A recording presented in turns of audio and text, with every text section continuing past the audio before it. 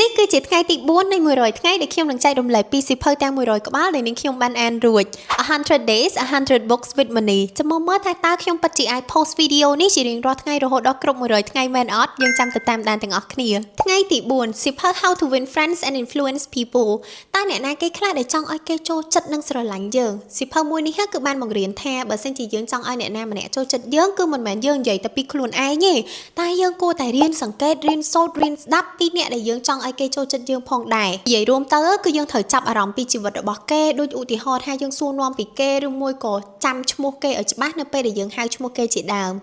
កលឹះសាមញ្ញទាំងអស់នេះនឹងធ្វើឲ្យយើងកាន់តែពូកែទំនាក់ទំនងថែមទៀតតើបងប្អូនជាអ្នកពូកែស្ដាប់ឬក៏ good listener ដែរឬអត់ចាំ comment ខាងក្រោមនេះផងអរគុណច្រើនចាំជួបគ្នានៅថ្ងៃស្អែកជាមួយនាងខ្ញុំសេងរស់សថាមនីចង់ឲ្យជីវិតជាសិស្សនិស្សិតងាយស្រួលគុណនឹង2និងបានជោគជ័យកាន់តែឆាប់កុំភ្លេចឲ្យសោះបំណង app version 2 download ឥឡូវនេះដោយ free តាមរយៈ QR code នៅលើអេក្រង់ឬក៏តាមតំណនៅក្នុង caption ខាងលើ